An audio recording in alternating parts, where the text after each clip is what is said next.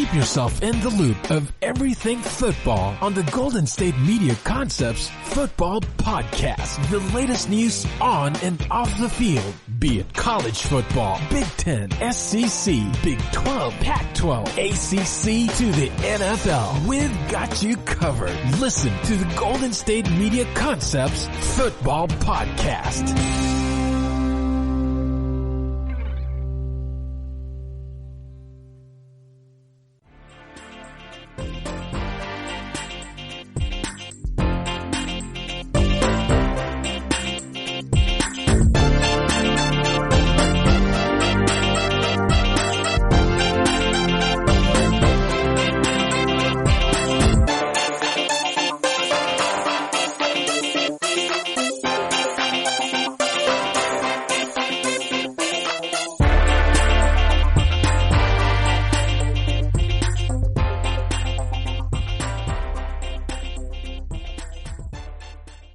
Thank you for tuning in to the GSMC Football Podcast, brought to you by the GSMC Podcast Network. I am your host, Kendrick, and to give you guys a little bit of an update on myself, so kind of a disclaimer for the show. My voice might kind of give in and out during this, so basically what's been going on over the last month and a half or so, I have been dealing with this weird sensation at the base of my throat. Like, you kind of feel where your collarbones are and, you know, the base of your neck around there. I've been having this weird sensation there for about this last month and a half, and I've been monitoring it, trying to figure out, you know, what it is, what's been triggering it. I can't really figure out what's been triggering it. To give you an idea on what it feels like, the closest thing I can kind of relate it to is when you're sick, and yeah, I know, sick, right, during this time. When you're sick and you have phlegm building at the base of your throat, that is the closest thing I can kind of relate it to. Because you feel the phlegm building up, and what do? You just cough, you clear it, and then it goes away for a bit until it eventually comes back.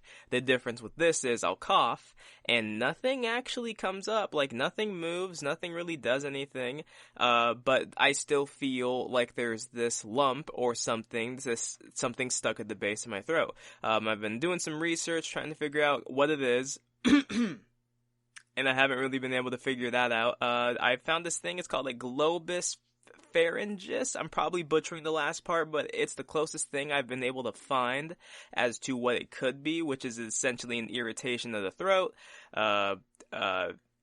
which can have some things that cause it. Your nose could drain, and it can cause it, which my nose has actually been draining a lot over the last 3 months, I would say. My nose has just kind of been perpetually draining, and I haven't been able to figure out what it is, because I don't really have allergies.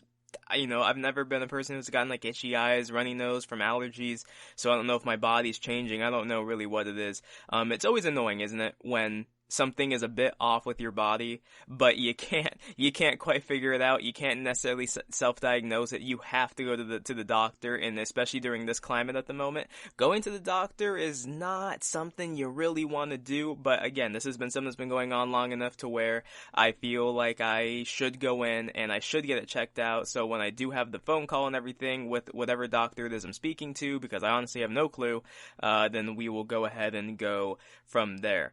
I was kind of talking to my family about this, and I brought up, you know, doesn't it kind of suck that we don't have like a McAfee, or we don't have a virus scanner to go through your body and give you a report on, we found this many bugs in your body. Would you like us to clean that out? Like, how life would be so much more simple. But anyways, enough about my throat and my nose and all that stuff. You don't want to hear that. You're here to listen to me talk about football. So, we got a lot of stuff to cover today. I want to talk about the NFL's new jersey rule. They're trying to say that players cannot swap jerseys due to COVID, and that they have to be 6 feet apart.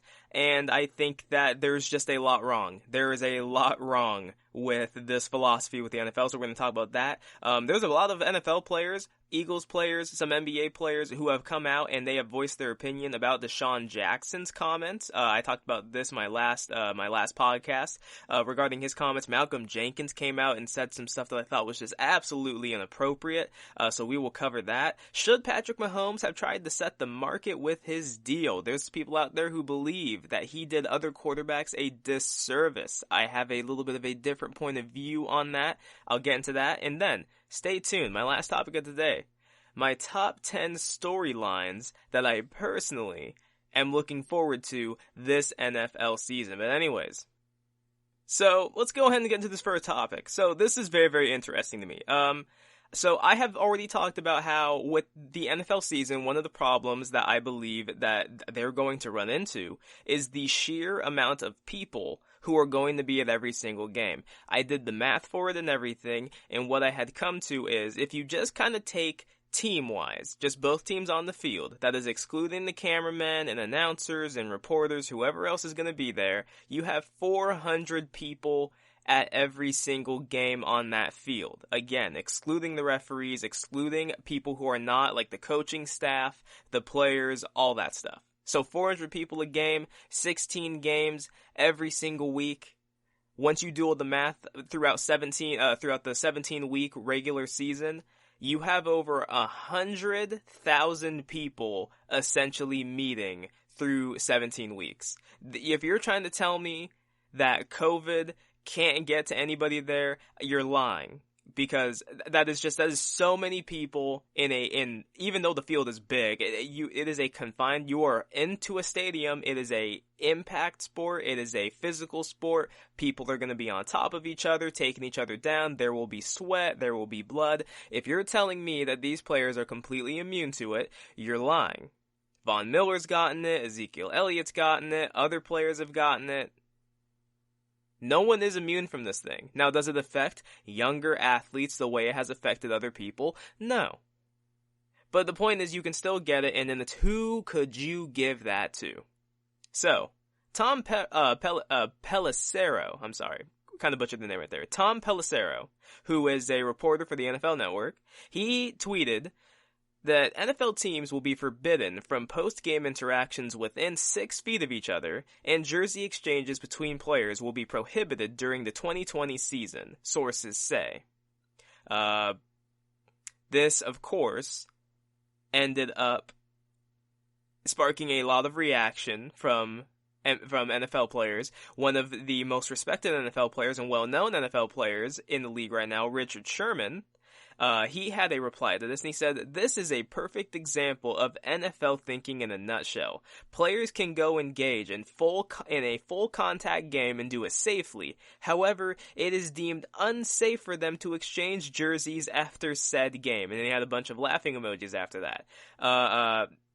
Darius Slay, a cornerback for the Eagles now, formerly a Lion, he had a comment. He said, "So we can tackle each other for 60 minutes, but can't exchange jerseys that take 2 minutes. DeSean Watson, he replied to him and said, "That's damn silly, bro," and had a face palm emoji with it. And I understand what the NFL is trying to do, right? They're trying to limit interaction as much as possible. They do not want one of these players getting COVID. If 2 weeks, 3 weeks, 4 weeks into the season, all of a sudden, you've got Tom Brady's got COVID, Russell Wilson's got COVID, half of the Denver roster's got COVID, you know, a quarterback's family, their kid has COVID. If you've got all these COVID cases breaking out, it is not going to look good. That is going to be terrible, terrible PR. One of the things that has really hurt Trump with the election looming is how he has handled COVID, how he's handled race relations, all that stuff. How he handled COVID has just not been good. He was late to react, and then even when he did react, he didn't react nearly as hard as he should. And then he attempted to reopen the country far too early. He's actually still trying to open it. What is it? He's now demanding that schools reopen K through 12. He's demanding they open, or he's going to cut funding, which I think is just insane. I mean, you're putting kids' lives at risk when you do that. But more to the point, to stay on with football, this will be terrible, terrible PR. This will be a terrible look for the NFL. This is already a stupid look, and I agree with the players. Now, I've seen some people out there, and they're trying to say, "Oh God, but you know, the jersey, they don't have to happen. The jersey swaps, they don't have to happen. You guys don't have to interact after the game. You guys can just play the game. You know, just play the 60 minutes, and then once the game's over, you guys just leave." That's just not the way players do it. A lot of these players in the NFL are friends. A lot of these players, they like to swap jerseys. Again, like I said, it used to not be a thing. Very few players used to do it, but it's become this tradition. You meet up with a player before the game, ask if you can get their jersey. You might even ask them like a week in advance or a few weeks in advance, hey, can I get your jersey for this game? Or you maybe even just ask them right after the game. And if you're lucky, someone else hasn't beaten you to it. It's a cool piece of memorabilia. A lot of these guys, they put the jerseys up, they clean them off, everything, and then they have a jersey collection of all the jerseys they collected from other players throughout their career. I have to agree though with these players. NFL, if you're trying to tell me that it isn't safe to swap jerseys, that these after game interactions are prohibited, that you can't be within 6 feet of another person, you can't swap jerseys, all that stuff, then what you're telling me is that it is not safe to play football. I mean, that's what you're doing. You can say it's a precaution, you can say whatever you want. If you're trying to tell me that it is not okay to spend 2 to 3 minutes swapping a jersey with one of your friends in the league, but you can beat the snot out of each other for 60 minutes of actual game time, 60 minutes, then you guys shouldn't even be playing. Here is some reports. So get a load of this, right? For the U.S., it took 95 days for the U.S. to hit 1 million cases of COVID. It took 43 days to reach 2 million. It then took 28 days to reach 3 million. The virus is accelerating. I remember who was talking about it, and they were saying we haven't seen the worst of COVID. And you know, I've seen people have different opinions. I think I've heard before that it is predicted that over half of Americans will most likely end up getting the coronavirus. I have yet to get it, or at least I think I have yet to get it. If I have it, I haven't had any symptoms of it. I haven't been feeling any type of way. Obviously, I have mentioned what was going on with my throat, but other than that, I haven't really been feeling anything. You look at like what college football is doing, right? You got the Pac-12 and the Big Ten football, SEC, all these different conferences. They are planning on doing conference-only seasons. So the Big Ten's only going to play the Big Ten. SEC is only going to play the SEC. That's going to favor some teams. I think USC, that's really going to favor them, that they're going to get to stay in their conference, because that means they don't have to really go and face too many difficult teams, right? These teams, Alabama and Georgia, some of these other big dog programs, Ohio State, that would just absolutely run through some of these teams, they're going to have to play each other. So some of these teams in college football, they're just going to have a way more difficult schedule. Some of these teams in college football, they're going to have an easier schedule. That is kind of how they are trying to go about it. But even then, I just look at that and I say to myself, it's not like COVID is only in one certain part of the U.S. It is everywhere. It is literally everywhere. And I have been trying to stay as optimistic as possible throughout all of this, that we will get sports. I have been really hoping that the NFL and these other sports can take a page from what the NBA is doing. And even though, as I stated in an earlier show, I stated it would be friggin' impossible for the NFL to remotely do a bubble. It just can't. It can't happen. It really can't. I mean, there's too many people who are involved with the teams. It wouldn't make any sense. You would be, you would essentially be almost renting out one single hotel to an entire team of 200 plus people. It just simply cannot happen. Now, the NFL has said, there was a report by Dan Graziano, who is ESPN staff writer, who wrote an article on July 2nd that NFL players could be fined for breaking coronavirus-related protocols. So essentially, you're going to try and you have these protocols in place. You don't want your NFL players going out to a party. You don't want your NFL players throwing giant parties. You don't want them going to any music concerts if there even were any. There are certain things you do not want your players to be doing. And it's the same thing with the NBA, right? Now, NBA players, they've been posting the food that they're eating, posting the lounge area, posting what their rooms look like, what some of their setups look like. J.R. Smith basically kind of roasted their menu of options that they have to eat, but it's the same kind of thing. They are not allowed to leave that bubble. I believe that the punishment is 2 weeks of quarantine if a player was to leave the bubble, which can be detrimental to your team. I guess it would be better if you did it during the regular season portion, but if you were to do that during the playoffs, that's 2 weeks that you're not playing. That means your series could be gone. And you have no one to blame but yourself. You could have completely screwed your team. Now, I think one of the weird things about the bubble is that I believe chefs and other people, the people who are bringing in the food, that they are technically allowed to leave the bubble and then come back in. The players are not, so there's some controversy with that. Why are the chefs allowed to leave? Why are the players not allowed to leave? But hey, you know what? I even heard, apparently, they might open up Disney World to the players after hours, if they wanted to do some activities, if they got really, really bored. Because, I mean, they're going to be there for 3 months. The max that these players are going to be there is 3 months. And being away from your family and everything for that long, it could get really difficult. The NFL can't do that. There's simply too many people. And I will say, I don't think anyone can criticize any player who doesn't want to play. For any player that doesn't want to play due to health concerns, whether it be for them or their family, you simply cannot hold it against them. This is a serious thing. America has not taken this virus nearly as serious as it should. But to the people that are seeing how serious this could be, especially athletes, they see that for some of them it's not worth risking. There are some who have said, they want to play, it's worth the risk for them. They think that they will be fine if they take the necessary precautions.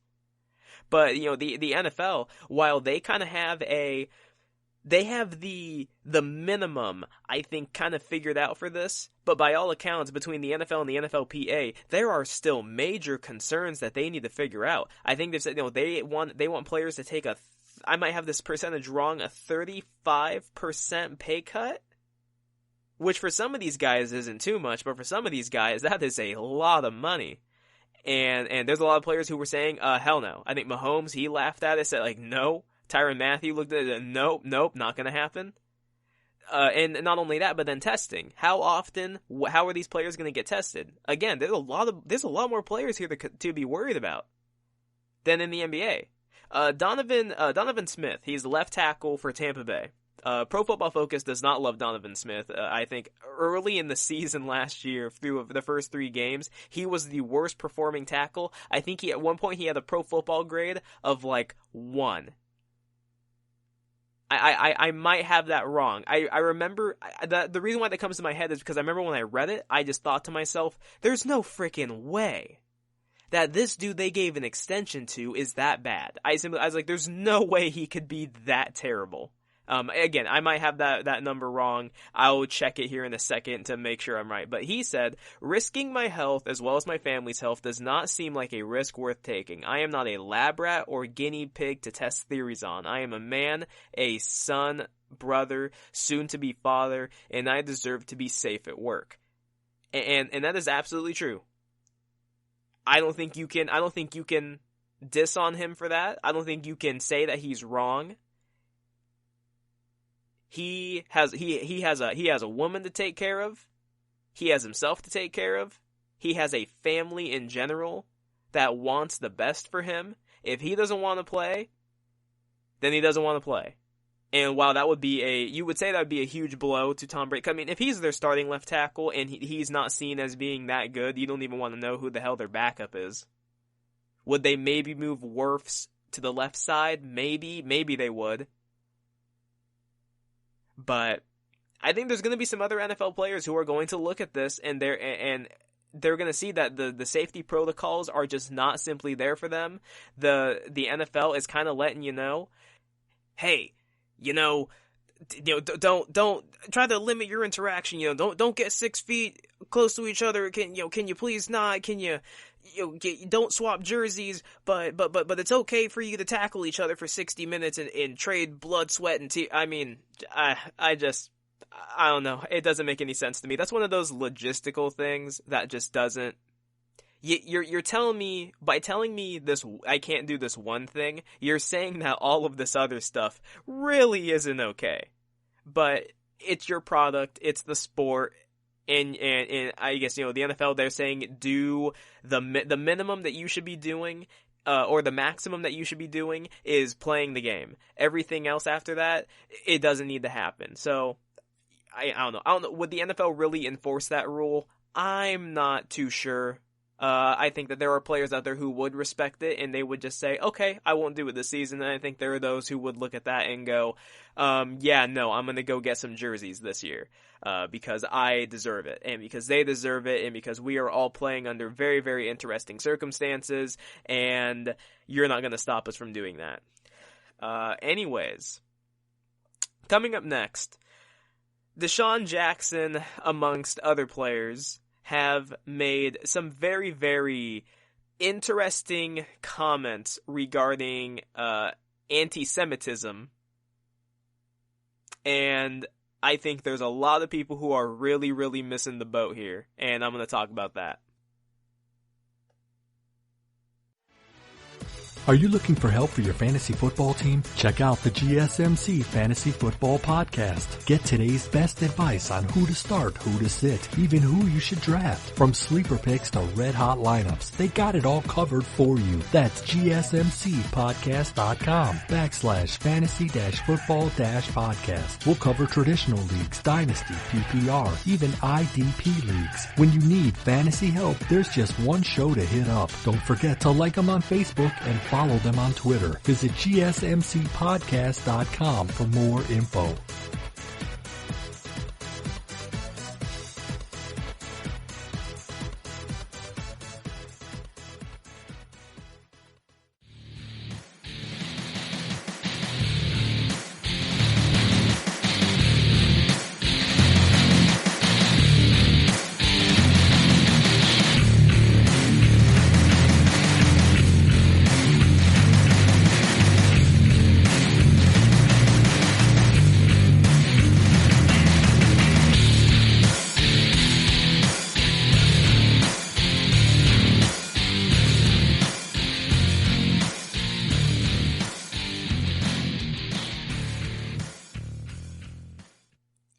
Welcome back to the GSMC Football Podcast.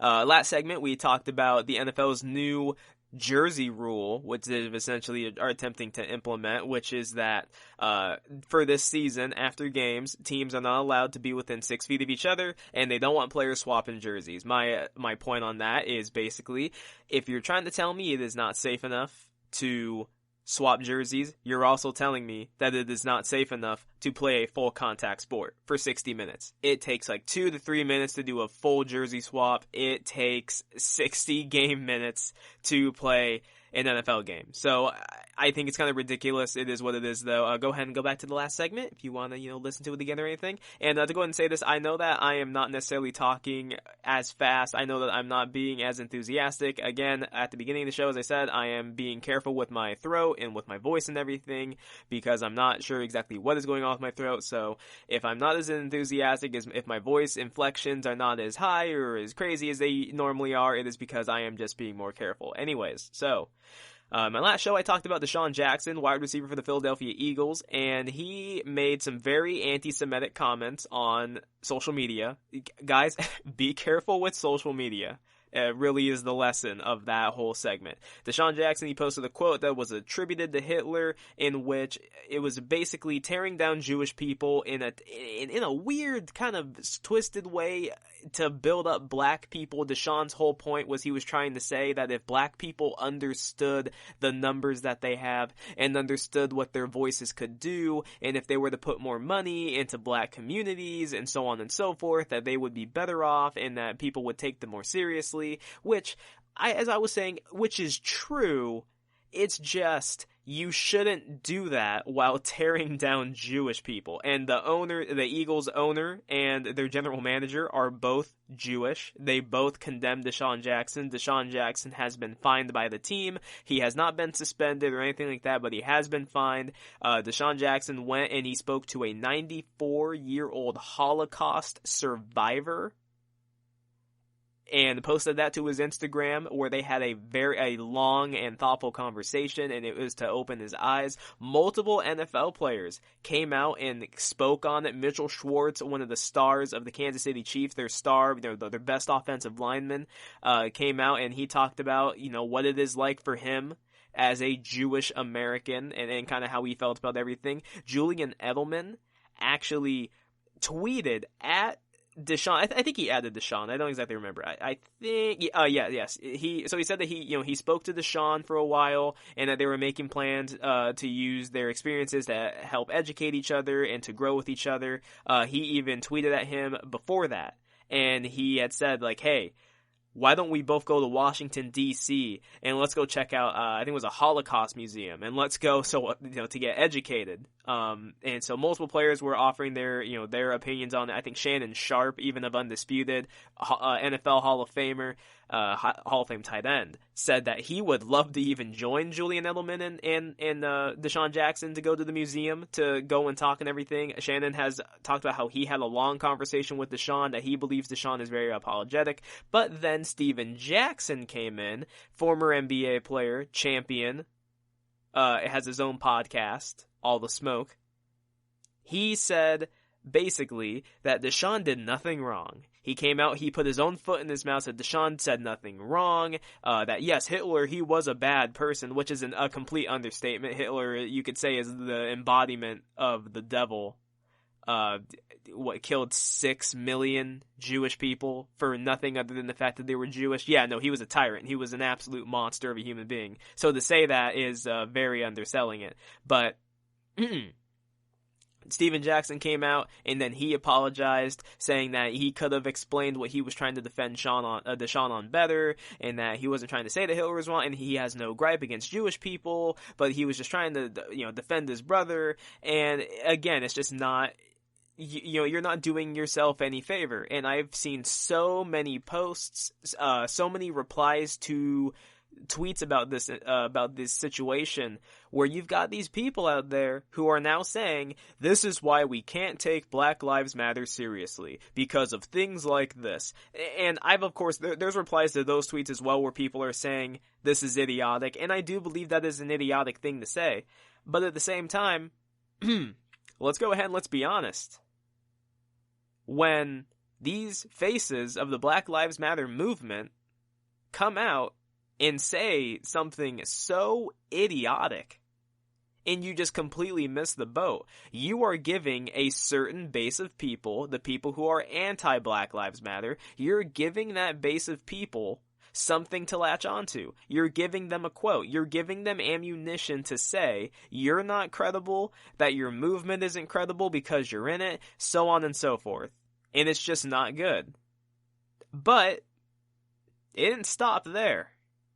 So Malik Jackson, who is a member of the Philadelphia Eagles, one of their D tackles, he took to Instagram and he replied to someone's comment on the situation, in which he called Louis Farrakhan, who has been a man who's labeled by watchdog groups as a homophobic, prejudice, anti-Semitic, religious tyrant, you could kind of say, I don't know, religious leader, however you want to phrase it.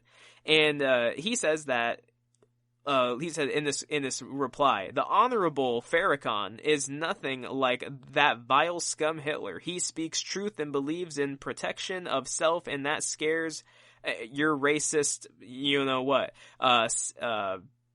We say that D-Jack did not quote anyone. He took a picture from a book that was to invoke thought and conversation. Again, like I said in my last show at least, let's try and not use anything attributed to Hitler. D-Jack could have posted that for whatever reason he did, and apparently his reason was to try and uplift black people. I'm sorry, you missed the boat. That was a terrible quote. And Malik Jackson is another player where good NFL player, clearly not exactly as educated on this issue.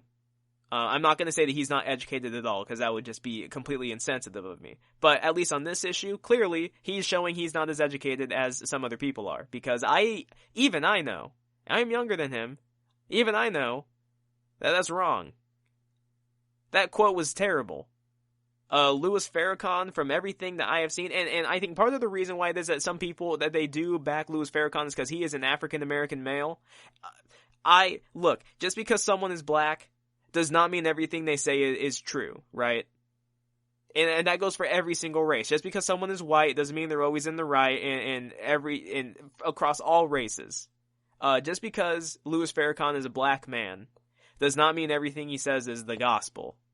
If he's homophobic, he's homophobic. If he is anti-Semitic, he's anti-Semitic. And those are two views that are to condemn somebody for their sexuality and for their belief system. And it's not that's just there's no place for that in America. At least in my mind, there's no place for that in America. But it gets even worse. Because Malcolm Jenkins, and I think most people at this point, if you followed the Black Lives Matter movement, if you followed Kaepernick's situation along with Eric Reed, you know who Malcolm Jenkins is. Malcolm Jenkins is one of the leaders of the NFLPA.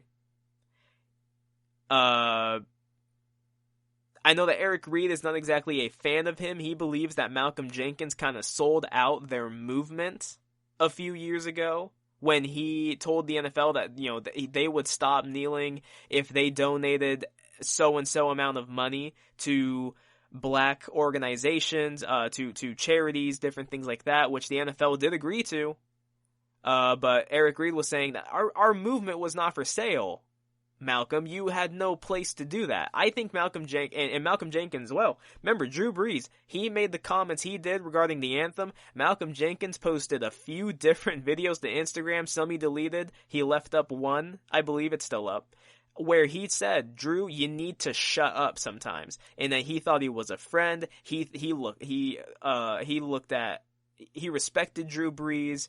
He thought he was a role model, an inspiration, and he couldn't believe Drew said what he said. And Malcolm Jenkins was literally trying to hold back tears as he was saying it.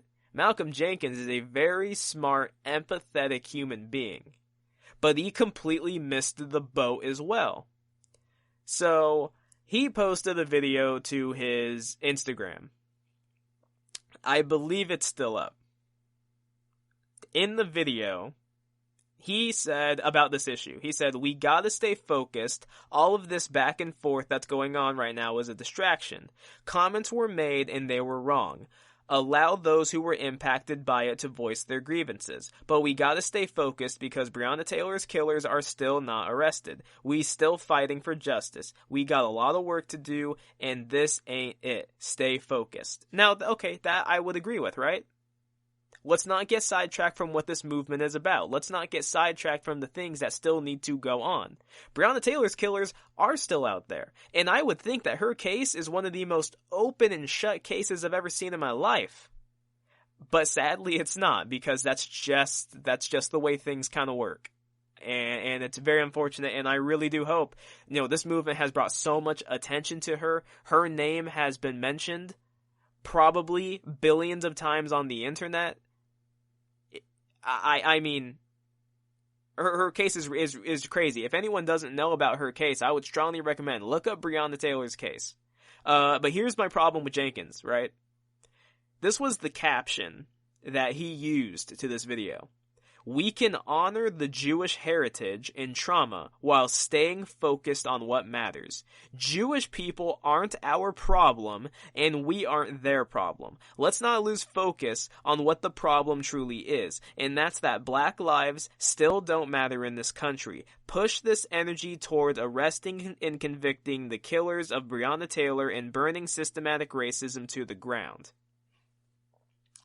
Now, here is my problem with this. And again, and for anyone who doesn't know, understand, I am a person of color.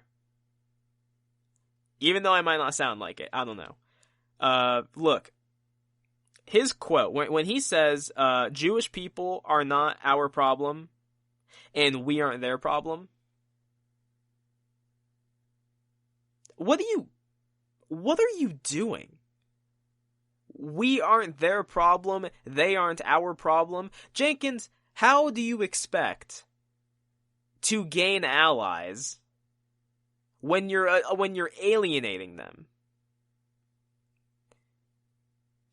When you look at the Black Lives Matter movement, it's not just black people who are attending these rallies and who are attending these protests. It's people of all different nationalities. You have white people who are doing it, and there are those who would say that this is a white problem, that this is their concern, because it's their ancestors who did the oppressing, and so on and so forth. So, okay, exclude them. Mexicans are taking part in the Black Lives Matter movement. There are Asians who are taking part in the Black Lives Matter movement. Muslims.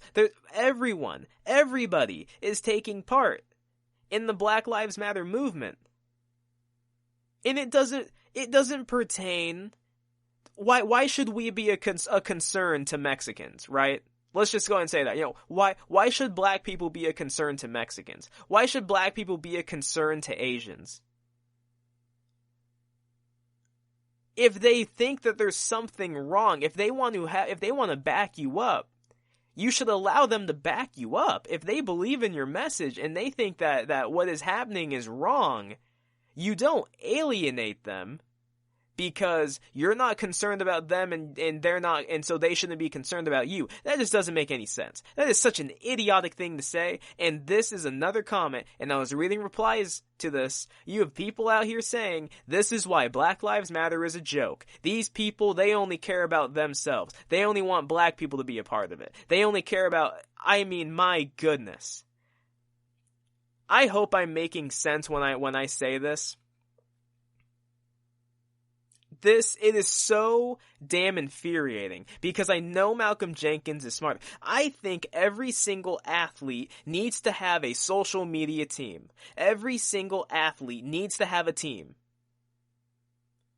And they should run every single post by them, have multiple proofreaders, and they should be asking, does anything in this post sound inappropriate? Does anything in this post make me look bad?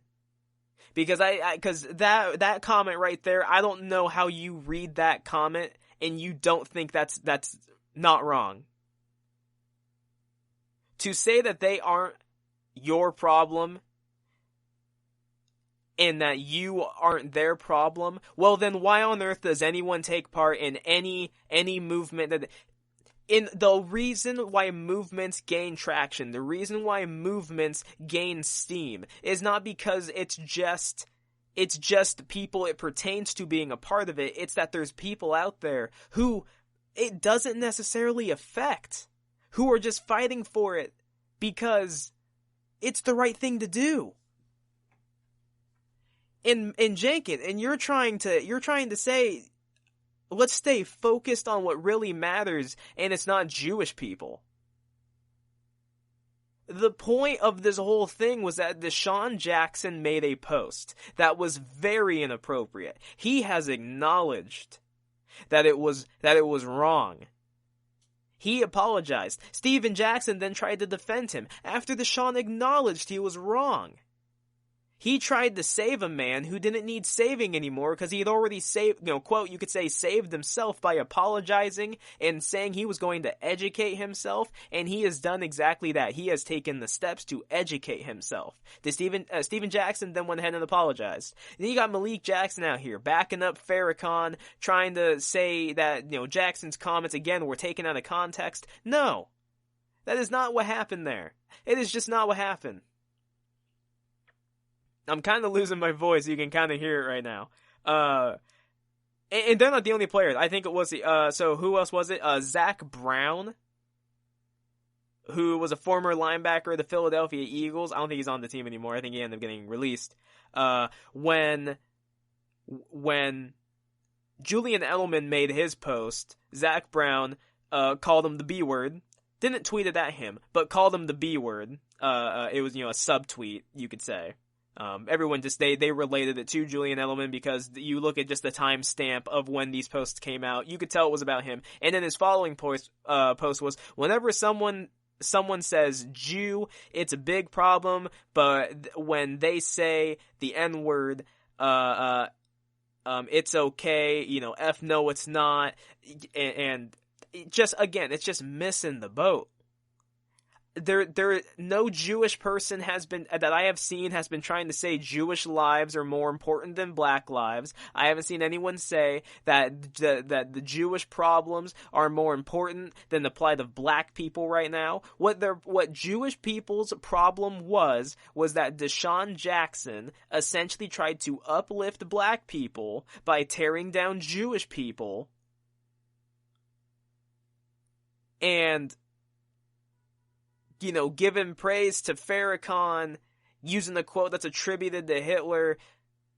I said it in my last show. I will say it again. I've already said it. I will say it again. Let's not use anything attributed to Hitler in a positive manner. The only time you should use, anything attributed to Hitler,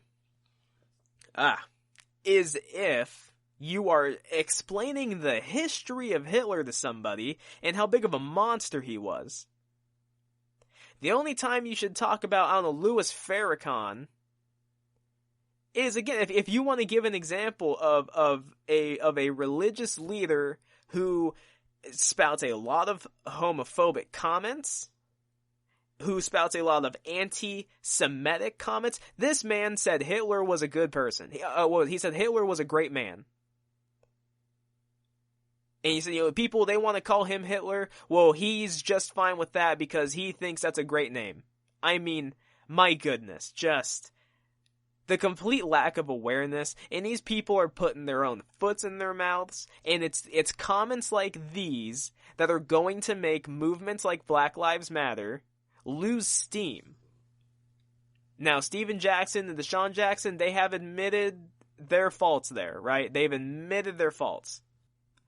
But I think that Malik Jackson, he needs to come out and he needs to make a statement on his comments, because his comments also went not viral like I'd say DeSean's comments, but they still, a lot of people know about what he said. Malcolm Jenkins, of course, his video and his comments, they went viral. I think they both need to apologize for what they said. They both really, really missed the boat. And you're making enemies that you don't need. The last thing that black people need in this country is more enemies. And why make them out of Jewish people? For me personally, I have no problem with anybody, I don't care what your religion is, I don't care what your sexuality is, I don't care what your gender is, I care about if you're a good freaking person. If you're a good person, you and I can get along. And there will be absolutely no problem between us. My problem comes when someone does start spouting prejudice, racist type of beliefs, anti-Semitic beliefs. I have problems with that. I believe everyone can get educated if they're open to listening. I'm really disappointed in Malcolm Jenkins. I'm disappointed in Malik Jackson. I was disappointed in Steven Jackson. I was disappointed in DeSean Jackson, but DeSean Jackson has really redeemed himself. He has gone out of his way. And I say out of his way because you can always make a statement and make a comment, but it's about if you really do action after it. He has taken action, and he has done his part to become educated. To try and educate himself on these issues. And by all accounts, he said that he had a great conversation with this Holocaust survivor. That he has learned so much. And I'm hoping that DeSean does, they find him. They find Riley Cooper, of course, the wide receiver years ago who was spouting the N-word with a hard R, saying, I'm gonna fight all these N-words. They've kept up that notion of at least they will fine you for those comments. I'm not one of these people, as I said last week, I'm not one of these people who's like, oh, well, this many years ago you did this to this person, you need to do the same thing. If it was a mistake, it was a mistake, right? And you can't keep perpetuating the mistake. But they fined DeSean. I think that fine, it was a good way of handling it. I'm sure they thought maybe to themselves about cutting him. What would it look like if they were to? And there's those who would say it was completely justifiable given the fact that the owner is Jewish, that the GM is Jewish, but then there would be those who would say, but what about what happened to Riley Cooper? Either way, now the time is just to move forward. DeSean's apologized. Steven Jackson did apologize. Malik Jackson needs to apologize in my mind. Zach Brown, that guy, he needs to apologize. And Malcolm Jenkins, for sure, needs to apologize for his post because there's just no place for that. Anyways, coming up next, should Patrick Mahome have tried to set the market with his contract? I have some thoughts about that. I'm not too sure if I believe he should have. And stay tuned. My final topic of the day. My top 10 storylines that I personally am looking forward to this coming NFL season. That will be here. Final segment of the day. Stay tuned.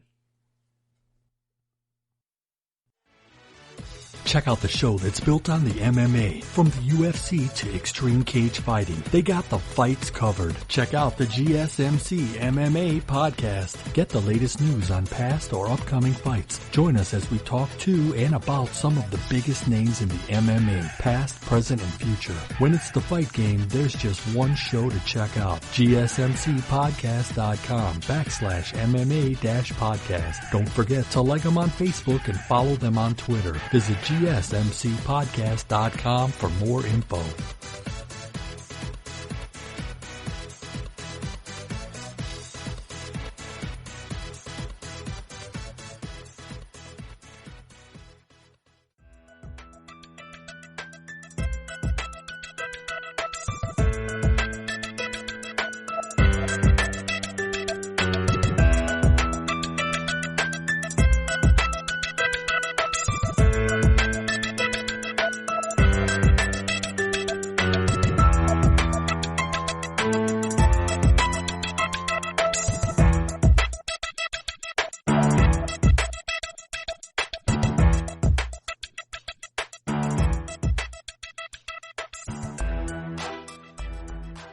Welcome back to the GSMC Football Podcast. Last segment we talked about DeSean Jackson's anti-Semitic posts regarding Farrakhan and a quote attributed to Hitler, and some other NFL athletes and just athletes in general who have talked about DeSean Jackson's post and who have essentially attempted to defend him and, in my opinion, are just making enemies that really do not need to be made, right? The Black Lives Matter movement already has its people out there that are against it because they don't want to understand what the actual narrative is, or they don't want to actually understand what it's about. They have their own narrative that they're trying to push about it. And the last thing that the movement needs is to have these athletes who have been staunch supporters of it coming out and just sticking their foot in their mouth. But anyways, let's move on to something a bit more fun. So Patrick Mahome, I talked about this in my last podcast, Patrick Mahome signed a record-breaking sports contract with the Chiefs. Now, the highest paid quarterback in the NFL until this deal was Russell Wilson at $35 million. Once Patrick Mahomes' deal actually kicks in the 2022 season, he will be paid an average of $45 million a year. Now, his full deal was a 10-year deal worth $503 million. It's crazy, right? That is the biggest contract ever for any athlete ever. And it's even crazier that it happened to an NFL player because NFL is a hard cap salary league. These kind of contracts just don't get to come out. If you actually take in, though, the next 2 years, which are the final 2 years of Patrick Mahomes' deal, and you combine it all together, Patrick Mahomes has about a 12-year, $530-odd million contract. Again, big money, but that's the thing that people are going to look at. They're going to look at that big number, the $500 million, and they go, oh my God, well, my God, he's going to be rich. And I'm talking about the average NFL fan. The average NFL fan who doesn't really look into the minute details of contracts. And again, like a lot of them, they don't really care about it. All they want to do is just watch their football, watch their team play. But if you're someone who actually likes to look into this stuff, here's what you need to know. You need to understand that there's a certain terminology you need to look for in these deals. You need to look for the term guaranteed. Not only do you need to look for that, you need to look for the term fully guaranteed, because there is a difference. To break it down really quickly, a guaranteed money is what you get when the new league year starts. I believe the new league year starts March 18th, if I'm not mistaken. So basically, everybody who's on the roster, once the new league year starts, is whatever money it is that is on the contract that was supposed to be guaranteed to them, they will get that money.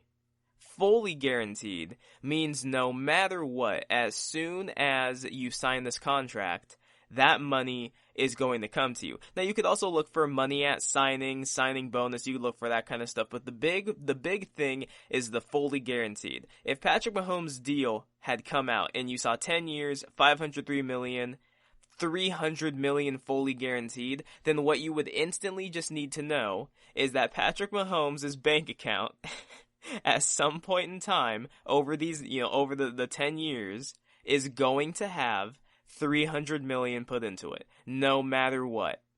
Whether he's playing like Patrick Mahomes, whether he's playing like Blake Bortles, he will get all of that money. But here's what's crazy. When you actually look at, in his contract, what is fully guaranteed. So keep in mind, remember, 10 years, $503 million. He has $63 million fully guaranteed. That is crazy. Because I think we can all agree Patrick Mahomes is the best quarterback in the NFL. There's really only one guy who I think would give him any competition, and it's Russell Wilson. Let me give you guys the top 10 NFL quarterbacks right now in terms of guaranteed money. I think this list will, some of these guys, you're going to look at this list and go like, okay, no, that makes sense. And some of these guys, I think you're going to be shocked. So let's start at number 1 and just go down to 10. So at number 1, Matt Ryan has $94.5 million guaranteed. This dude has $30 more million to his guaranteed money than Patrick Mahomes. And there is nobody other than Matt Ryan's family will say that he is a better quarterback than Patrick Mahomes. Number 2, Rodgers, $78.7 million. So even just look at the gap between number 1 and 2. 94 to 78. I mean, that is ridiculous. And most people would say Rodgers has always been a better quarterback than Matt Ryan. At this stage of his career, maybe not. But throughout the history, there's no way. So Wilson, $70 million. Carson Wentz, $66.47 million. Mahomes is at number 5 with $63 million. Then you go to below him, it's $62 million to Ryan Tannehill, $60.5 million to Matt Stafford, $57 million to Jared Goff, $55 million to Alex Smith. That shocked me. I didn't know this. Until I looked up this list, I had no freaking clue that Alex Smith had $55 million go into his bank account. The last time we saw him play was 2 seasons ago at this point, when he broke his leg, and there's talk that he's probably never going to play again. And, doctors are kind of recommending he not play again. That there was a whole, there was an E60 on him. But hey, good for him, dude. He's getting that money. And number 10, that's Brady with $50 million. So the best quarterback in the NFL, the guy who has won an MVP in his first year starting, threw 5,000 yards in his first year starting. This guy who threw 50 touchdowns, comes back his next year, leads his team to the Super Bowl, was at a deficit in every single game in the playoffs at one point. He was down 24-0 against Houston. And then came back, and I think they rattled off, 40-some points straight? I mean, this guy's amazing. And yet you look at his contract, and there's those who would say that he not only did a disservice to himself, he did a disservice to the other quarterbacks in the league. So 2 guys who are going to be looking to get paid this upcoming season is Dak Prescott and Deshaun Watson. I talked about this my last podcast as well. These guys are going to be looking to get paid. Now, I think that when I think about the 2, I would say Deshaun is going to get more than Dak Prescott because I just think he's also a better quarterback. I think that Deshaun has shown he can work with less and even produce more than Dak Prescott has. If you actually kind of take a look at their team, I mean, he's had significantly worse offensive lines. Dallas has been regarded since they drafted Dak as having either the first or second best offensive line in football at this point. It's getting weaker, it's getting older, more injury prone, so, their offensive line quality is going down. But I'd say even right now, it's still better than what DeSean has. Receiving wise, I think Dak has had a better receiving core than DeSean has. DeSean has basically had DeAndre Hopkins, and that's kind of it. Will Fuller keeps getting hurt. Kiki QT, he keeps getting hurt. Their tight end spot, I don't really know who it is. Their running back situation is significantly worse than what Dallas has had. Their defenses, give and take, what the year is. Some years the Texans have had really good defenses. Some years the Cowboys have had really good defenses. But you could kind of just, which flavor is yours, I guess. Some people, they like Houston's better. Some people like because they've had more stars on it. Some people like Dallas is better. But all just kind of depends. But other than that, I think the idea that these quarterbacks who are getting paid next, I think the idea that they need to do a service to the quarterbacks after them, I think is a false narrative. I don't quite understand that. I understand the taking care of yourself and getting what you're worth, but the idea that these quarterbacks should not only worry about them, but should worry about the guys behind them, I don't quite understand that. I don't understand where that philosophy comes from. And I get it that, when one quarterback sets the market, that then helps you with your asking price. But why is it that one quarterback, why is it that Russell Wilson should be concerned about what the guy after him gets paid? And if you're going to say the argument is because that then once it's your time to get paid again, if all these quarterbacks keep getting paid more and more, that then you can get paid more. If that's your argument, I guess I understand that. But, so coming into this coming season, right, for Patrick Mahomes, and this is why I've said that the Chiefs, I think they need to make the most of this year. They need to make the most of these next 2 years that they can, is because Patrick Mahomes is ranked 33rd in the NFL for his salary this coming season. He's going to get paid let's just round up, $2.8 million this year is what his salary will be, and then I believe next season it is going to be 28 million, something like that, and then it's going to balloon up to the 45 after that. But throughout history, especially when you pay your quarterbacks top dollar, when you're paying your quarterbacks, when you keep giving your quarterbacks record-breaking deals, record-setting deals, whatever it might be, for guaranteed money, for total contract, for average annual salary, whatever it might be, there have always been repercussions to doing so. Now, Patrick Mahome, he talked about this, and I was looking at the transcript of some of the things he said in an interview he did, and he was saying that, he talked to his dad, talked to some people around him, and that he was told, the last thing that you want is to take up so much of the salary cap that the team is solely dependent on you to save their life, that they are so dependent on you to bail them out of all these situations, that you're needing to work with below average players. They're only signing who they can sign because they can't afford anybody anymore. And he said that he thought about that, and he didn't want to be the guy who ate up that kind of salary cap. Now, there's other guys in their careers who have said, no, pay me the money. To just name a few, Andrew Luck. Andrew Luck, when he got his big contract, people killed him for getting that contract because Andrew Luck comes from the Luck family, and the Luck family has money. So people kind of looked at it and said, Andrew, you already have money. Why do you need this big contract? Some other guys, let me go down some quarterbacks who took all the money that they could get, who got these big deals, and then I kind of want to break down how their teams suffered. So let's just go with Seattle, right? Let's just go with when they paid Russell Wilson. Now, his first contract, he didn't get a top-of-the-line deal. He got a really good contract, but he didn't get a top-of-the-line deal. But as soon as they paid Russell Wilson, the offensive line got worse, their receiving core got worse, and there were parts of their defense that they could no longer pay. There were guys that all of a sudden they had to start letting go. Bruce Irvin had to be let go. Eventually they traded Michael Bennett.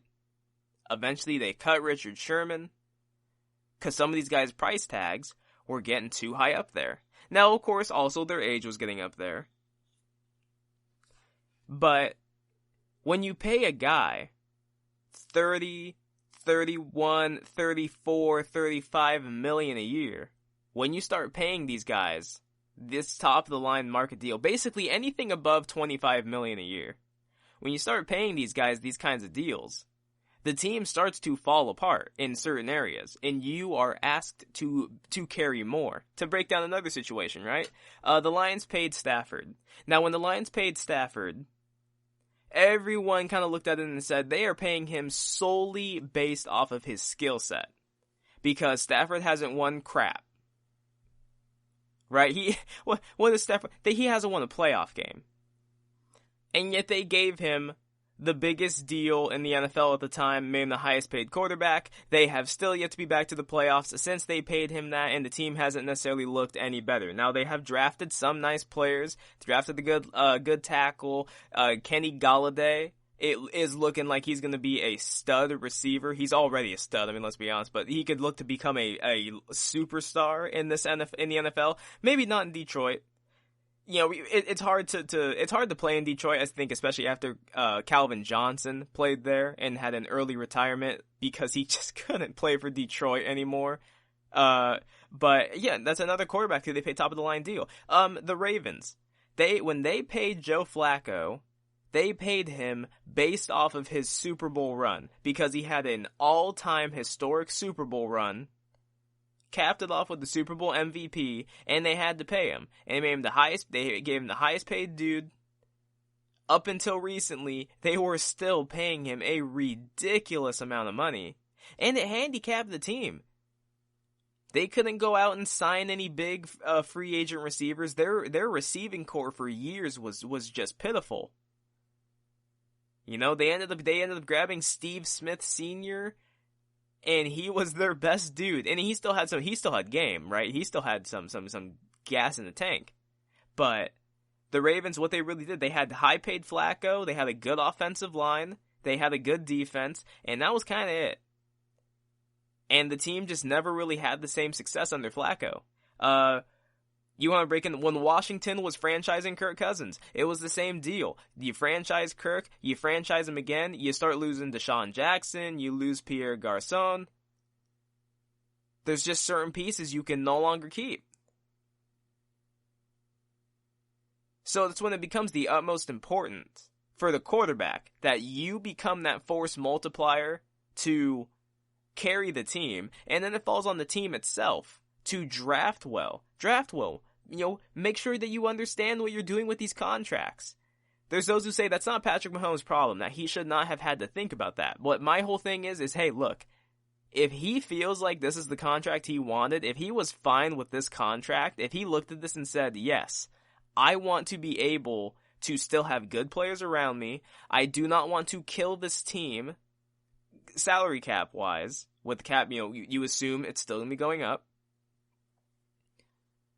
then, you know, I think that's fine. I think that's actually just kind of respectable. Now, again, I will always say, if a player wants to get all of their money, then hey, by all means, get your money. The NFL, it might stand for the National Football League, it also stands for not for long. The average NFL career is 3.5 years, 4 years? For quarterbacks, obviously it's much, much longer. But look at Alex Smith, look at what happened to him. In an instant, you could just get bent the wrong way and your career is over. So I am all for collecting as much money as you can. But Patrick Mahomes, if he looks at this contract, if he thinks he can be in Kansas City for a total of 12 years, and he feels like, hey, you know, he could make all this money because he's going to be successful, that he trusts this franchise, then by all means, hey, go ahead. You know, get your money, dude. I am not going to sit here and say he did a disservice to quarterbacks everywhere, or that he disrespected anybody. I just don't think that's what he did. I think he used a level of maturity for a guy at his age that is kind of shocking. And he looked at it and said, this is not about the money grab. This is about, I want to win rings. Terry Bradshaw went on the Herd. Talk to Colin. I was listening to the interview. I thought it was great. Terry Bradshaw said, when people come and ask him about his career, they don't ask him about how much money he made. They don't ask him about how many yards he threw. They don't ask him about how many touchdowns he got. They don't ask that question. They say, where is the rings? Show me the rings. And I think that's what Mahomes is concerned about. He wants the rings. It is not about, he wants to get paid, obviously, but he wants to have a legacy. This dude has a chance to be the GOAT. He has the talent, and he's off to such a fast start in his career. This dude has a chance to be the GOAT. So, if this is the contract that he wants, if he's happy with this, then who is anyone else to say he did anyone a disservice? Himself or any other quarterback? He wants to win. If he feels like taking a lesser deal in terms of guaranteed money is the way to do it, and he wants to do some betting on himself, then hey, by all means, go ahead. Anyways, coming up, final segment. My top 10 storylines that I am personally looking forward to the most this coming NFL season. That up next. Stay tuned. Check out the show built around the women of MMA. From the UFC to the extreme cage fighting, we got the fights covered. Listen. It's the Golden State Media Concepts Women's MMA Podcast. The latest news of upcoming fights, discussions of previous matches. Join us as we talk to and about the biggest names in women's mixed martial arts. Past, present, and future. When it's the women's fight game, you know where to listen to. The Golden State Media Concepts Women's MMA Podcast.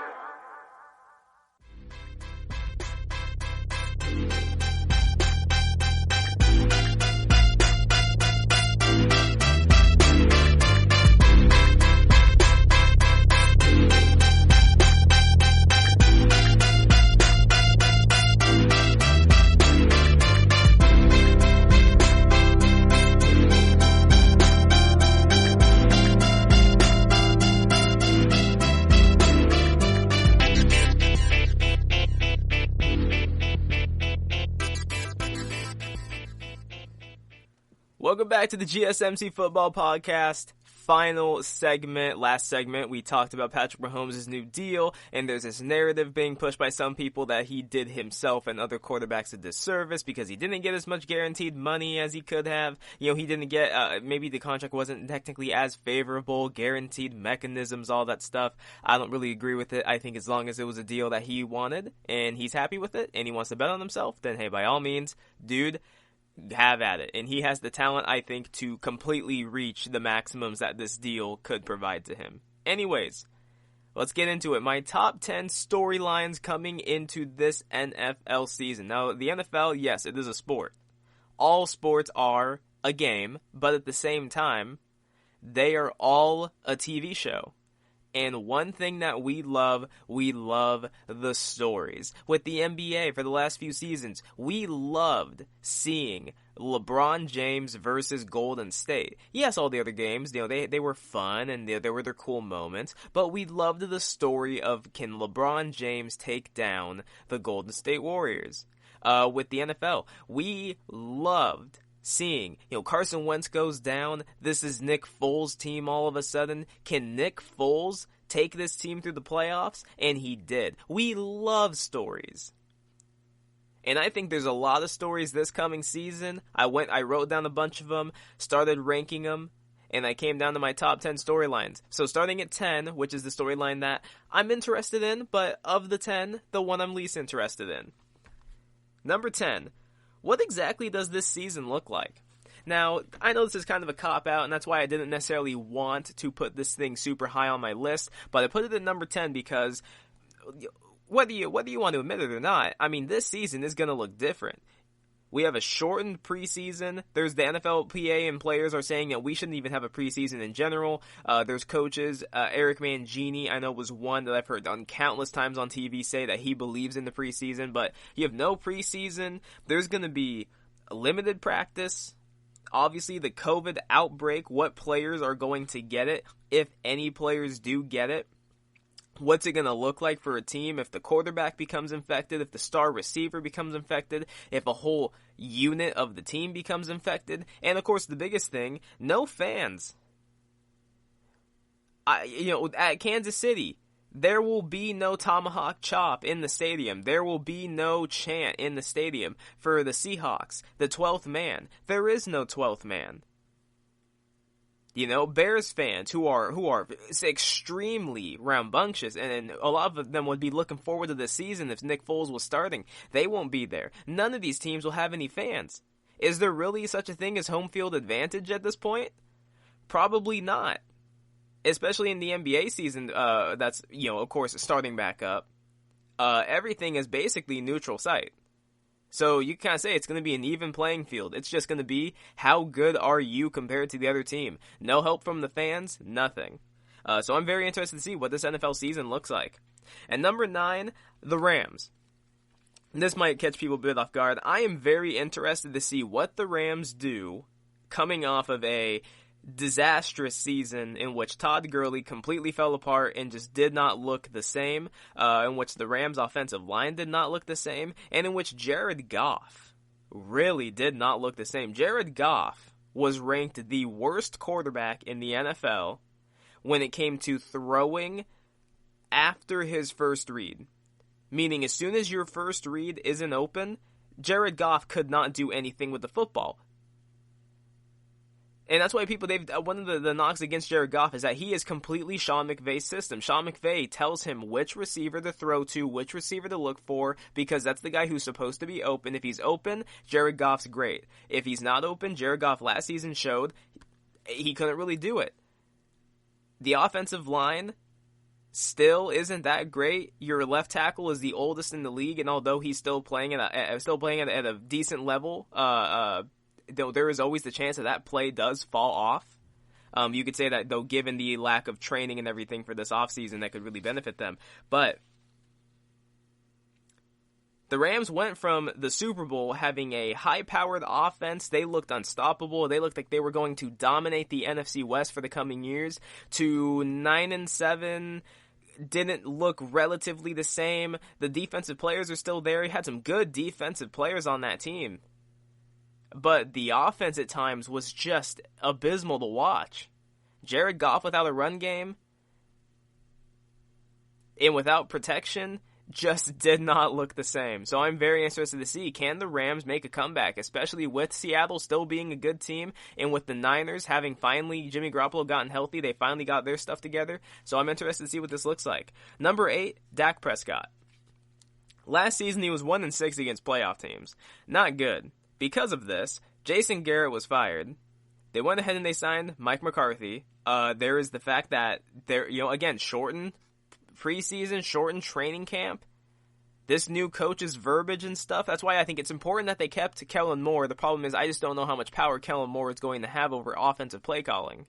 But I'm interested to see how that works. Obviously, he's on the franchise tag. If he has a great season again, if he can repeat what he did last season in terms of numbers and get his team to the playoffs, there's no way he's not going to be able to command at least, because Russell Wilson, he's the next guy, at $35 million? He's going to end up commanding something like $40 million. I don't think he'll command 45 like Mahomes, but he's going to command some money, and someone's going to have to pay him. Will it be the Cowboys? I have no clue, but they also have, the 30th ranked schedule. This should be a schedule that Dak Prescott, if he's that guy, can eat up.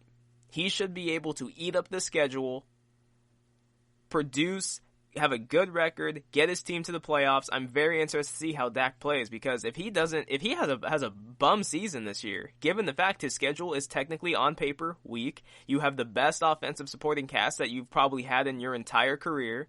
The offensive line, though weaker and younger at this point, is still looked at as being a top offensive line. So, this is on Dak. I'm interested to see how that goes. Number 7, the AFC East showdown. I think there are 3 teams that can win the AFC East, and I think it's the Bills, I think it's the Patriots, and I think it's the Jets. And that the Jets might sound a bit surprising. I really do count the Jets out. They are my 3rd team that I think could win it. Look, the Jets, they went 6-2 with Sam Darnold. And Sam Darnold was out at one point with, mono.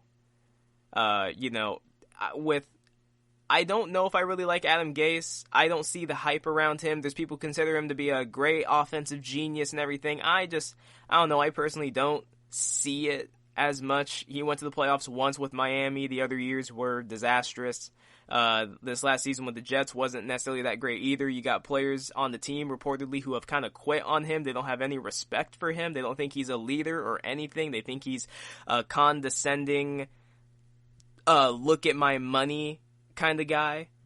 So I don't know. But other than that, the Bills have a great defense, and Josh Allen took a good step, but Josh Allen still has inefficiencies with his accuracy. He needs to fix his accuracy. And then as for the Patriots, I just have respect for Bill Belichick. I have respect for what he can do on a schematic standpoint when it comes to the offense and the defense. His special teams is always good, and I think them getting Cam Newton is huge. I'm counting out Miami because they have a young quarterback, a rookie quarterback, who is probably going to end up starting. But then even if Fitzpatrick was to start, I just don't think this team is going to make it to the playoffs. I really don't. I don't think that they're as good as the Bills. I'd say they're, maybe you could say they're on par with the Jets.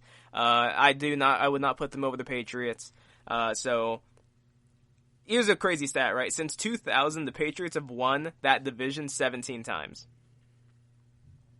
So I'm very interested to see how this AFC East showdown works, because I think this could be a season where the Patriots actually don't win it. And number 6, does the team sign Kaepernick? I would put this up higher on my list. I would put this up in the top 5. I could have even put this up in the top 3, but the problem is I don't know. I feel like he's been out of the league so long. I wouldn't be surprised if a team didn't want to take a chance at signing him. But I mean, I look at it and I just think, obviously he's been out of the league 3 years. The Black Lives Matter movement right now is so strong, and you have so many people campaigning for somebody to sign Kaepernick. He fits today's NFL more than ever. When he was playing, there were not many people who had his playing style. But in today's NFL, this dude fits it. And the PR for that team would be outstanding. Can you imagine if, the Minnesota Vikings signed Colin Kaepernick to be the backup to Kirk Cousins? Oh my goodness. The PR for that team would be outstanding. If any team was to sign him, the PR would be beautiful. Now, of course, there's certain teams that don't need him. There's certain teams that have great backup situations. The Chiefs signed Matt Moore to be their backup again. So, that's great. Obviously the Cowboys, they have Andy Dalton. The Jets, they have Flacco. So, I don't know, solid backup, I guess you could say, a leader in that aspect. But there's teams out there that I think could still use Kaepernick, and I'm very interested to see. If it comes down, it's week 8, week 9, if a quarterback injury is hurt, if a quarterback injury comes up and it's a serious one and their backup isn't that great, do they make a play for Kaepernick? I want to see this. Number 5, the Chiefs repeat. Can the Chiefs actually repeat? The last time that a team repeated as champs was the 2003-2004 Patriots. Obviously, there's a chance at a Super Bowl hangover, but this team, by all accounts, all the players seem like they are focused and locked in, and that they do not want this to be a thing where they have a Super Bowl hangover. They don't want to be known as a one-and-done kind of team. So I'm interested to see how this looks. Mahomes obviously has his new deal. This team stayed intact. As I've said on numerous occasions, Chris Jones is their wild card because it's looking like he's not going to play unless he gets a new deal. But even then, what would they be returning? 30 of 32 starters, which never happens when teams win the Super Bowl. Usually when a team wins a Super Bowl, multiple pieces leave the team. So this is kind of unprecedented for a team to return so many starters. So I'm very interested to see, do the Chiefs make the most of this final year having Mahomes under $20 million? Do they make the most of this and win another Super Bowl? I think it's possible. They're the favored team. They're favored to be undefeated. They're the team that's favored to be undefeated the most. I think the Ravens are the other team that is they're favored in every single game this season. So I'm looking forward to this. I want to see, can Mahomes add to his legacy before the age of 26? Let's just say that, right? Because he's going to turn 25 this season. If before he's 26, if this dude can have an MVP, or at least you can just say, if he can have 2 MVPs, 2 Super Bowl championships, 2 Super Bowl MVPs, this guy is already a Hall of Famer. I cannot wait to watch the Chiefs this season. At number 4, first-year quarterback woes. So, you look at this last NFL draft. Joe Burrow, Tua Tagovailoa, and Justin Herbert. 3 extremely talented quarterbacks.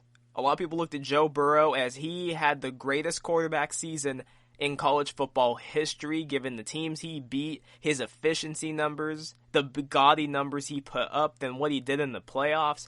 Tua is looked at as being like a left-handed Russell Wilson, and then Justin Herbert out of Oregon, he has some mixed opinions. There's those who think that he could be a great NFL starter, and then I've seen there's those who think that, he could be maybe a quality NFL starter, but they're not sure if he's as consistent, maybe not sure if he fits this game as well. But at least 2, we know for sure Joe Burrow is going to start. Tua is most likely going to start, given his health, given everything that has been going on with his hip. Everything seems to be fine. And then as for Herbert, it's not looking like he'll start. It looks like they're going to go with Tyrod to at least start the season. I guess if their season starts to fall apart or he gets hurt, then they might go to him. Obviously, they've also talked about they might even look at Kaepernick as a possibility to be in their quarterback room. So I don't know how that's all going to look out. But a draft class that was this hyped for quarterbacks. These guys are all their first year in the league, and they have to deal with COVID, limited training camp, limited preseason. They're going to have to do just a lot of studying of the playbook, just kind of on their own, or if they can fly a receiver, fly some of their teammates to them to practice with them. It's not going to be as easy. That's why when it comes to Burrow, I think this season could be really tough on him. For Tua, if he does start, I think this season could be extremely tough on him. For Herbert, if he sees the field, it's the same thing. All these guys have been put into a very, very not as God, what is the word I'm looking for? They haven't been put in the most advantageous of situations this season because of COVID. So I'm interested to see, how do these quarterbacks look? These young guns who are looked at as being surefire starters, at least with Burrow and Tua. These guys who are looked at as they can be stars in this league, how do they look year one? And number 3, Aaron Rodgers. Look, we've documented it, right? The Packers go ahead, they trade up to draft Jordan Love. They didn't even sit pat at their draft spot. They traded up to get Jordan Love. They gave him a fully guaranteed deal, which has never happened for a player who was drafted in the 20s before. So it goes to show how much they like Jordan Love. And Rodgers has always been known as a more emotional player. You have their former teammates who have come out since they've left the team and said, playing with Rodgers is not easy. He is a condescending person. He knows how good he is, so he expects you to do your job well. He does kind of wear his heart on his sleeve, you could say. He lets his emotions out there, lets you know what he's thinking. By all accounts, though, between the two, he and Jordan Love have gotten along great. But the thing is that I always thought Aaron Rodgers was going to be a quarterback that retired in Green Bay. Just when you think of Green Bay, after Favre, you think of Aaron Rodgers. You think of him doing the Lambeau leap, just out there, just making the most amazing of throws, making the most amazing of plays, carrying that team to the playoffs year after year with his spectacular play. And it's looking like now that's just not going to happen. There is no way he retires in Green Bay. If it's not this year, after this next season, there's no way he's staying on that team with Jordan Love still there. So I'm interested to see how this all plays out. At number 2, Lamar Jackson, and if he can have a repeat season. Lamar Jackson, his rookie year, obviously took over for Flacco after Flacco got hurt, and Flacco also wasn't necessarily playing that great. But Lamar took over, took the team to the playoffs. He went in against the Chargers and completely stunk up the joint. This last season, he took the league by storm. Now, I don't think you can figure out Lamar Jackson, because you can't figure out speed. That dude is so fast, and he's a good enough thrower to where you have to play him honest. You got to commit one way or another. Are you going to try and get him on the ground, or are you going to play his pass and risk him then taking off and juking you? Right? He's not going to catch any teams off guard this season. It's just literally going to be, can you even stop him? And I don't know if a team can stop him. Obviously, he took the league by storm last year. Almost won Offensive Player of the Year. They gave that to Michael Thomas. But he won the MVP in a landslide. But then he went to the playoffs against the Titans, and he stunk up the joint again. And he admitted, he said that he felt like they overlooked the Titans, and they hit him in the mouth. All the teams, they have even more film on him. I'm interested to see, how do defenses attempt to adjust to him? Can they even adjust to him? I'm interested to see, how does his health look this season? What if he takes a bad shot? What if he can't be as mobile? And then, of course, if he gets to the playoffs again, can he actually win the game? I don't think the Ravens are going to not re-sign him. I think he's going to get a gigantic contract when this time comes up. But it is a question. So far, his playoff history has not been good. And you have him on record now saying that he overlooked one of his teams, his MVP season, which you just cannot do.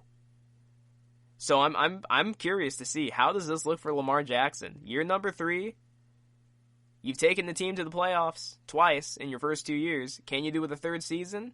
And can you actually win the game? And number 1, and this is probably going to shock some people, I'm interested to see what teams get the top 2 picks. I'm very interested to see this. This coming NFL draft, there's supposed to be 2 quarterbacks coming out that are looked at as being absolute stars. Trevor Lawrence and Justin Fields. And the NFL, at this point in time, is starting to enter what is known as the saturation point.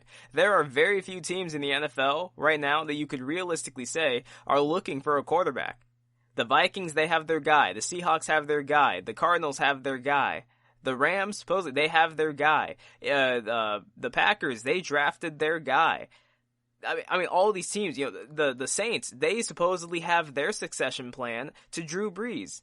They have Jameis Winston and Taysom Hill on their bench. I mean, and Jameis Winston threw 5,000 yards last season. I think that there are going to be some very good quarterbacks coming out of the draft over these next few years that are going to be forced to sit on the bench. They're going to have to wait for these guys, for Matt Ryan, for Phillip Rivers, for Tom Brady. Some of these, they're going to have to wait for these older dudes to retire. And then even then, you look at some of the guys in their 30s right now who could continue to play for years. Kirk Cousins could continue to play. Russell Wilson could continue to play. You look at Carson Wentz. He's nowhere close to retiring. He's still in his 20s. He's nowhere close to retiring. Jimmy Garoppolo, he's nowhere close to retiring. Teams like the Giants, they drafted their dude. Washington drafted their dude. You could maybe look at teams like the Jets. Maybe they would look to move on from Darnold because it just hasn't really worked out that well. He's been hurt. Even though they were 6-2 with him, 6-2, 6-1 with him last year, and I've heard they really like Darnold. Who knows? The Browns could maybe move on from Baker. The Steelers is Ben going to continue to play? I mean, there's a lot of questions. So who is going to get that number 1 and number 2 overall pick? Who's going to draft these guys? Or maybe even a better question would be, where is Justin Fields and Trevor Lawrence going to fall to? What good team can snag them late in the first round, or maybe even, and I would not believe this would happen, but let's just say they fell to the second round. What team would snatch them up to be a backup quickly? I'm interested to see. We are officially at this saturation point with quarterbacks. There's so many good quarterbacks that are coming out that can play that you just don't know. Even the Bills. Josh Allen has a lot of flaws. Yes, he took them to the playoffs, but Josh Allen has a lot of flaws. I think that if they had Trevor Lawrence on that team, he could do exactly what Josh Allen did, but he'd be even better.